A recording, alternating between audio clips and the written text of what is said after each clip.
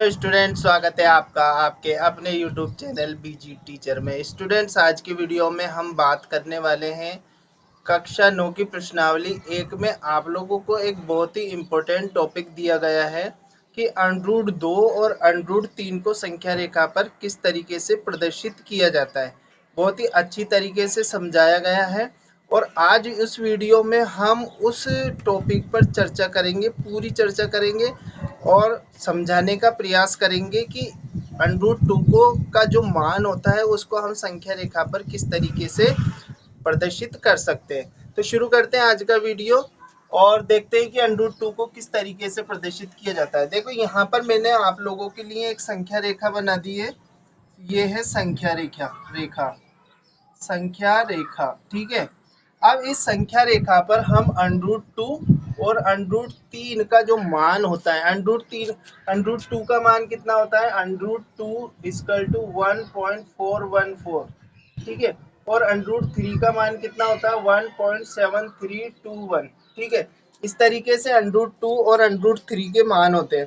अब इन मानों को हमें यहाँ पर चित्र या डायग्राम के द्वारा बनाना है। तो इसे बनाने के लिए हमें क्या करना होगा, जैसे अंडरूट 2 है, ठीक है। अंडरूट 2 को हम किस तरीके से लिख सकते हैं, अंडरूट 2 को वर्ग के रूप में हम लिख सकते हैं 1 का स्क्वायर प्लस 1 का स्क्वायर। अगर हम करें तो हमें अंडरूट 2 ही प्राप्त होगा।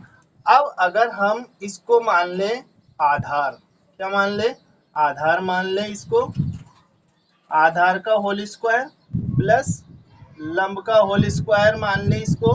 तो देखो, ये हो जाता है बराबर में कर्ण, क्या हो जाता है, बराबर में आ जाता है कर्ण। तो यानी कि ये जो अंडरूट 2 है वो काय में बदल गया, पाइथागोरस प्रमेय में बदल दिया है हमने। तो आपको भी यही करना है, जो भी संख्या आप लोगों को दे रखी है उसको दो भागों में विभाजित करना है। यहाँ पर अंडरूट 2 को बता रहे हैं हम, तो अंडरूट 2 को हम दो भागों में बदल रहे हैं। एक भाग को हम आधार लेंगे और दूसरे भाग को हमने क्या लिया है, लंब। और जो तीसरे वाली भुजा आएगी वो क्या हो जाएगी, कर्ण हो जाएगी, ठीक है। तो इसके लिए हमें देखो यहाँ पर अब हमें सबसे पहले क्या प्राप्त करना है, कर्ण प्राप्त करना है। कर्ण प्राप्त करने के लिए ये जो समकोण त्रिभुज आप लोग देख रहे हैं इस तरीके का, ये 90 डिग्री का त्रिभुज हो गया। इसका ये वाली भुजा कर्ण हो गई और ये आधार हो गई और ये क्या हो गई, लंब हो गई, ठीक है। इस तरीके से हो गई। तो हमें क्या करना है, आधार की लंबाई 1 है और लंब की लंबाई भी 1 है। तो हम क्या करेंगे, यहाँ पर एक एक सेंटीमीटर का हम क्या कर लेते हैं, यहाँ पर आधार ले लेते हैं और 1 सेंटीमीटर का लंब ले लेते हैं। तो देखो 0 से 1 ऑलरेडी 1 सेंटीमीटर है यहाँ पर। अब हमें चाहिए मात्र केवल 1 सेंटीमीटर का लंब चाहिए, ठीक है। तो हम लंब बना लेते हैं। यहाँ पर 90 डिग्री का कोण बनाते हुए आप लोगों को बिल्कुल सीधा एक लंब की रचना करनी है, ठीक है। कितने सेंटीमीटर का, 1 सेंटीमीटर का आप लोगों को क्या बनाना है, लंब बनाना है। तो आप लोग क्या करें, 1 सेंटीमीटर का स्केल से नाप कर और इस तरीके से लंब बना दें।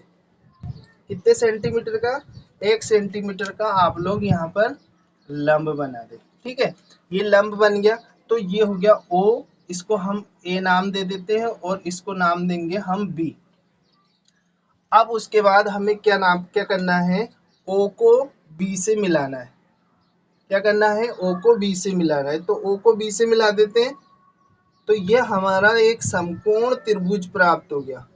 क्या हो गया, ये एक समकोण त्रिभुज आ गया। इसमें जो एंगल है वो कितने डिग्री का है, 90 डिग्री का एंगल है, ठीक है।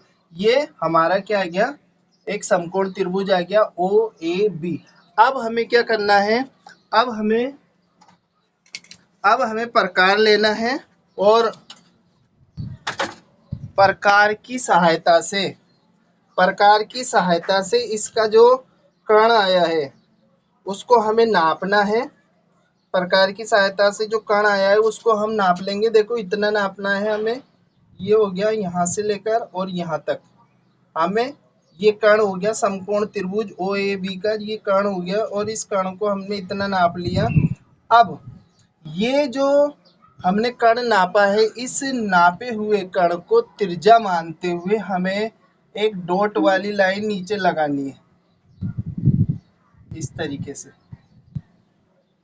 तरीके से एक लाइन बनानी है हमें डॉट वाली। तो ये जो मान होगा वो किसको प्रदर्शित करेगा? √2 के मान को यहाँ यह प्रदर्शित करेगा। देखो ये वाला जो मान आया है आपके पास जो मान आया है वो काय को प्रदर्शित कर रहा है? √2 को प्रदर्शित कर रहा है। √2 के मान को प्रदर्शित कर रहा है, यानी 1 से आगे निकल रहा है, यानी कि 1.4 पर ये लगभग आप लोग देख सकते हो चित्र में, ये वहीं पर जा रहा है। अब बात करें तो इस तरीके से आप लोगों को ये डायग्राम बनाना है √2 को संख्या रेखा पर प्रदर्शित करने के लिए। लेकिन अगर अब हम बात करें संख्या रेखा पर √3 का स्थान निर्धारित करने का, तो अब देखो ये जो कर्ण आया है हमारे पास कितने का है? √2 का है। यहाँ लिख देते हैं √2, ठीक है। अब जो √3 है उसको हम अगर इस फॉर्म में लिखें तो √3 को हम लिखेंगे √3 इजकल टू √2 का होल स्क्वायर प्लस 1 का होल स्क्वायर लिखेंगे हम। √3 को कैसे लिखा? √2 का होल स्क्वायर प्लस √3।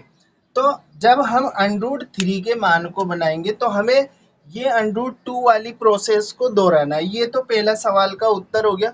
लेकिन जब हम √3 का मान निर्धारित करेंगे तो हमें यही प्रोसेस वापस से करनी है। वही 1-1 सेंटीमीटर की आधार लेना है, 1 सेंटीमीटर का लंब लेना है, वापस से इस पूरे को लिखना है, यहाँ तक आना है। उसके बाद आप लोगों को जो √3 दिख रहा है उसको फिर इसके बाद ये लिखना है। ये यहाँ तक का काम खत्म करने के बाद यहाँ का काम फिर से चालू करना है। यहाँ का तक का काम हमने ये कर दिया। अब इसके आगे का काम क्या होगा? देखो यहाँ पर आप लोगों को क्या करना है, √2 हमारे पास ये आ चुका है। अब हम क्या करेंगे? √2 पर एक समकोण त्रिभुज बनाएंगे। √2 पर क्या करेंगे? एक समकोण त्रिभुज बनाएंगे। और समकोण त्रिभुज बनाने के लिए हम क्या करेंगे? एक 90 डिग्री का कोण बनाते हुए वापस से हमें क्या करना है? स्केल की सहायता से 90 डिग्री का कोण बनाते हुए हमें क्या करना है? वापस से हम यहाँ रखेंगे इसको बी पॉइंट पर। कहाँ रखेंगे? बी पॉइंट पर, ठीक है। बी पॉइंट पर रखा हमने इस तरीके से, ठीक है। और 90 डिग्री के पॉइंट पर हम इसको निशान लगा देते हैं इस तरीके से। अब इसको हमें मिला देना है। तो मिलाने के लिए हम केवल और केवल क्या करेंगे? 1 सेंटीमीटर की लाइन ही खींचेंगे इस तरीके से। इस तरीके से केवल 1 सेंटीमीटर की हमें लाइन खींचनी है, ठीक है। 1 सेंटीमीटर की लाइन खींचने के बाद ये क्या हो गया? √2, यानी कि ये इसका आधार आ जाएगा, ठीक है। ये आधार का स्क्वायर हो गया प्लस ये 1 लंब का स्क्वायर हो गया, यानी कि आधार √3 के लिए √2 होगा और लंब हमने खींच दिया 1 सेंटीमीटर का, ठीक है। अब इसको क्या करना है? हमें इसको इस तरीके से मिलाना है। इस तरीके से हमें बिल्कुल सीध में इसको मिलाना है। इस तरीके से इसको बीच में सीध में मिला दें बी और इसको नाम दे देंगे सी, ठीक है। अब क्या करना है आप लोगों को? इसको वापस से हमें क्या करना है? जो OC आ रहा है उसके बराबर पे, OC के बराबर पे हमको प्रकार खोलना है और इसको त्रिज्या मानते हुए हमें एक डैश वाली लाइन की वापस से रचना करनी है इस तरीके से। तो देखो ये जो डैश वाली लाइन है ये ऊपर निकल चुकी है इसके, है ना, इस तरीके से। तो ये वाला जो पॉइंट आया है वो 7 पर आ गया। देखो 4 यहाँ तक आ रहा है तो आगे कितना तक चल गया? ये 7 तक चल गया। तो इस तरीके से आप लोगों को ये जो मान प्राप्त हुआ है √3 का मान आ गया। ये जो लाइन है √3 की आ गई पाइथागोरस प्रमेय से, पाइथागोरस प्रमेय से, ठीक है। और ये मान आएगा 1.7321। तो यहाँ पर आप लोगों को एक चीज का बहुत ध्यान रखना है। पहले आप √2 का जो स्थान निर्धारित करेंगे उसी पर ही आप लोगों को √3 का स्थान निर्धारित करना है। दो बार काम नहीं करना पड़ेगा आप लोगों को, एक ही चित्र से काम हो जाएगा। क्योंकि जब हम √3 का मान निर्धारित करेंगे तो हमें पहले √2 तक आना पड़ेगा और फिर उसके बाद आगे की प्रोसेस को फिर वापस से दोहरानी पड़ेगी। तो एक ही चित्र में मैंने आप लोगों को √2 और √3 का मान निर्धारित करना बता दिया है।